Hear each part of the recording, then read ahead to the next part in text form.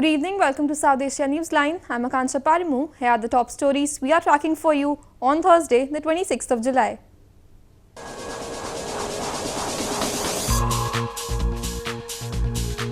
Indian Prime Minister addresses 10th BRICS Summit in South Africa.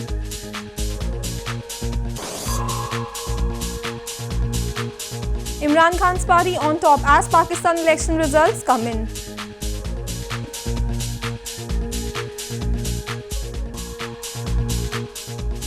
And suicide bomb attack on security convoy in Kabul kills 4.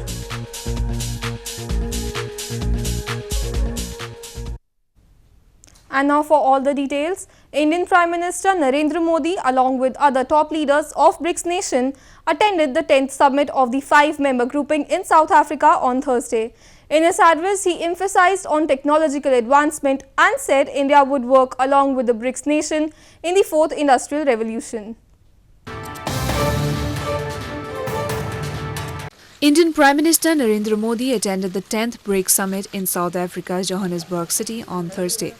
The leaders of Brazil, Russia, India, China and South Africa met as they deliberated upon global hotspot issues, international peace, security, global governance and trade issues, among others.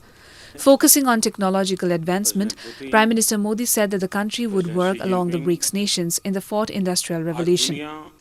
Bharat 4th Industrial Revolution के विषय पर BRICS देशों के साथ मिलकर काम करना चाहता है।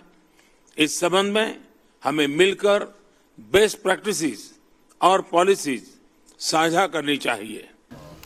Indian Prime Minister Modi was also scheduled to hold separate bilateral meetings with leaders from BRICS and other participating nations. The 3-day summit of the world's leading emerging economies is being closely watched internationally, especially with tensions rising over the threat of a US-led trade war. In news from Pakistan, Tehreek-e-Insaf or PTI chief Imran Khan on Thursday said the country was witnessing the strengthening of democracy as his party was poised to win the most number of seats in the general election 2018. PTI was listed by the Election Commission as leading in 113 of 272 contested National Assembly constituencies.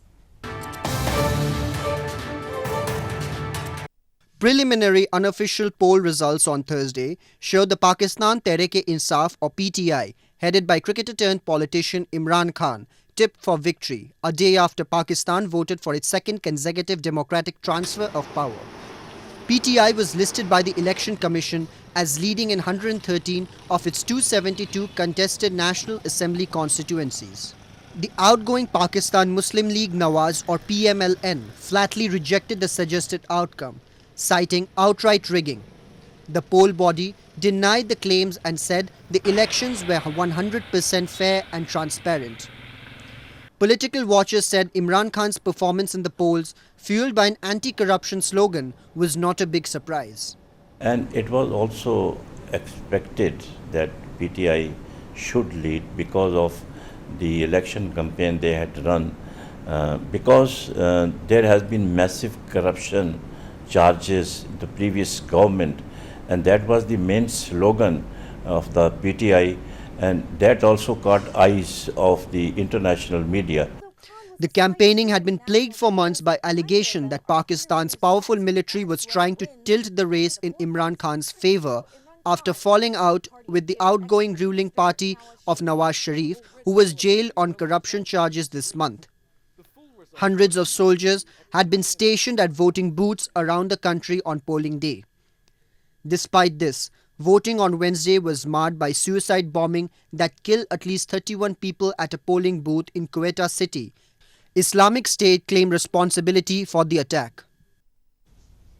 Moving on, locals in Pakistan-administered Kashmir have claimed that Islamabad has ransacked almost all the natural resources in the illegally occupied region and has contributed to the growth of timber mafias who are stripping it of forest cover. A report.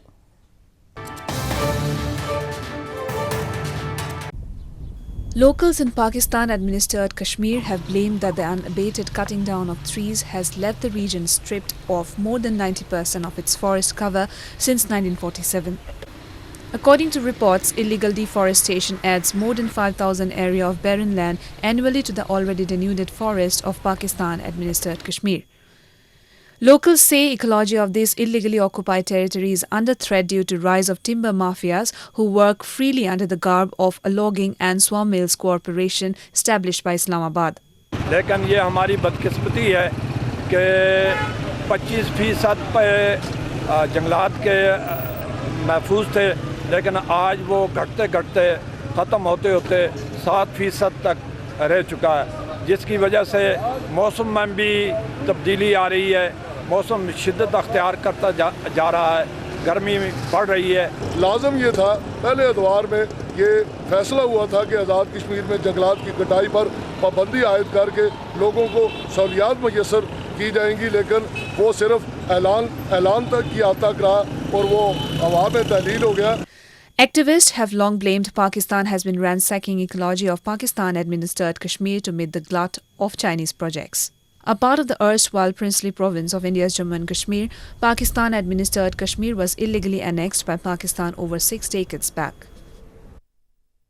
In news from Afghanistan, a suicide bomber attacked a convoy of National Directorate of Security in Kabul early on Thursday, killing at least 4 people and wounding several. Taliban claimed the responsibility of the attack.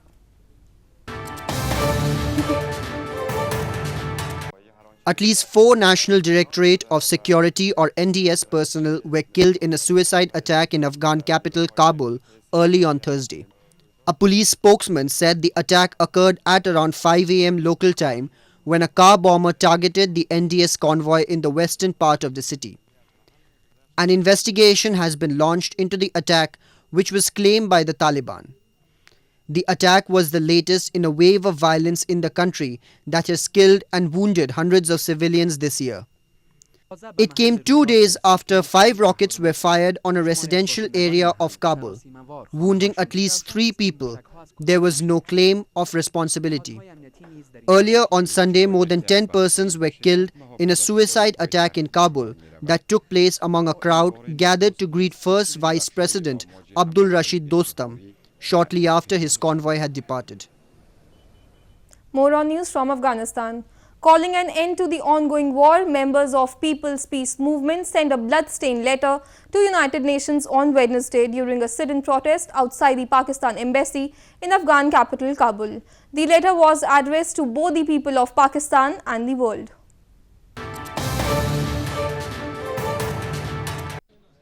Members of People's Peace Movement on Wednesday sent a blood-stained letter to the United Nations asking for an end to the 17-year-old ongoing war in Afghanistan.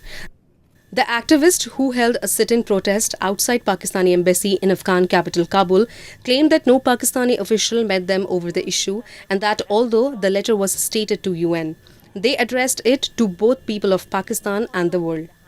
They accused the neighbouring country Pakistan for supporting the war and blamed Pakistani intelligence, army and government for the bloodshed. پر سپین لیک باندې موږ خپل لاس پرې کوو، وینه پر دا لیک څڅوو، په وینو سور لیک دوی ته سپارو. د دې لیک هدف دا یي چې پاکستان تل په جګړه کې زموږ له یو لاس څخه ګټه پورته کړې ده، دا بل لاس یې په وینو سور کړی دی. یو افغان ته وسله په لاس ورکړې ده، بل افغان یې په وژلی دی.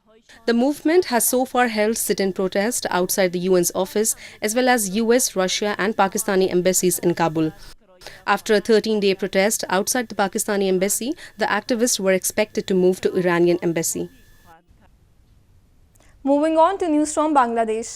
Rohingya refugees have been suffering as southern Bangladesh is facing landslides and flooding due to heavy rains. The situation has forced thousands of people to relocate and has disrupted livelihoods of people.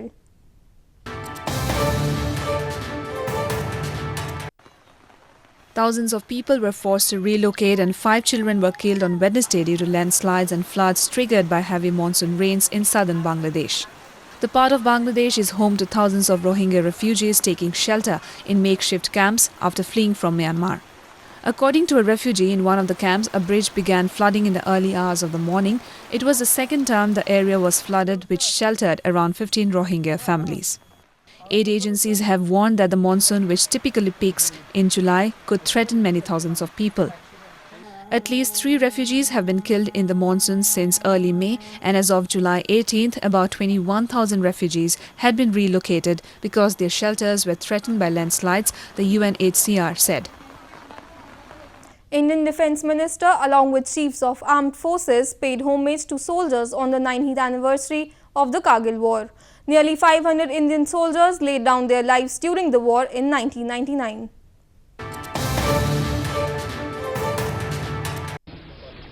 Indian Army personnel and ministers paid homage to soldiers on the anniversary of Kargil war on Thursday.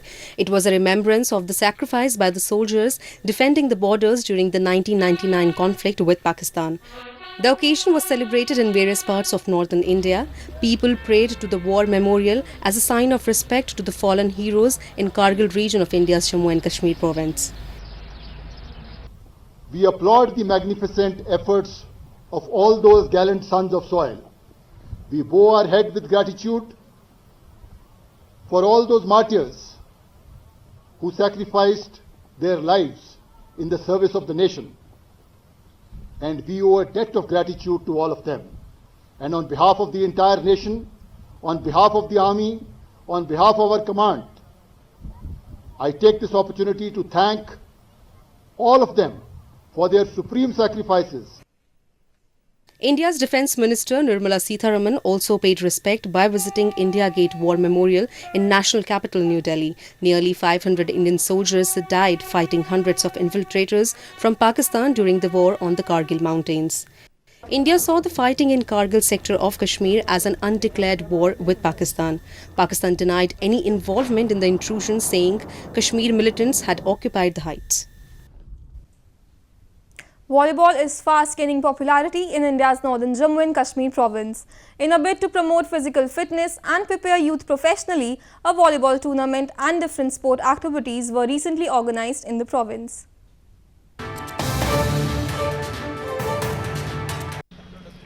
As volleyball sport is gaining popularity in India's northern Jammu and Kashmir province, different activities are being organized in Srinagar city. Recently, a tournament was organized by the Islamia College of Science and Commerce, which aimed to create awareness about physical fitness among the valley's youth and preparing them for a professional platform. ये sports जो हैं सभी को हमने promote करना है, तो हमने इस कॉलेज में हमने ये बीड़ा उठाया है कि हमने क्रिकेट और फुटबॉल के साथ साथ और जो दूसरी गेम्स भी हैं जैसे टेबल टेनिस है, बैडमिंटन है, वॉलीबॉल है और दूसरे गेम्स, तो इसी तरह हमने ये जो वॉलीबॉल अब यहाँ पे देख रहे हैं हमारा ये आजकल इंटरम्यूरल टूर्नामेंट चल रहा है, हम अपने कॉलेज के जो सारे बच्चे हैं उसमें इन्वॉल्व हो गए हैं. मेरी नज़र में क्या आजकल यंग यूथ जो है हमारी नज़र में वॉलीबॉल बहुत अच्छी गेम है. इसके लिए हमें क्या गवर्नमेंट को पूरे बहुत सारे टूर्नामेंट्स रखने चाहिए, जैसे क्रिकेट, फुटबॉल, बास्केटबॉल उनके होते हैं. क्रिकेट के तो ज़्यादा टूर्नामेंट्स होते हैं, वैसे अगर वॉलीबॉल के होंगे तो हमारी जो यंग यूथ है वो बहुत अच्छे बन सकते हैं. Not only the initiative promotes a taste in volleyball, but creates a sense of physical fitness among the participants. The initiative has witnessed increasing participation in sport by the youth from different parts in the valley. Well, that's the way it was in South Asia this evening. Before we conclude, the top stories once again. Indian Prime Minister addresses 10th BRICS Summit in South Africa.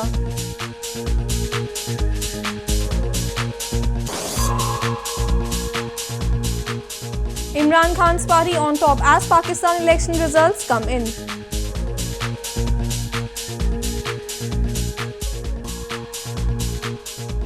And suicide bomb attack on security convoy in Kabul kills 4.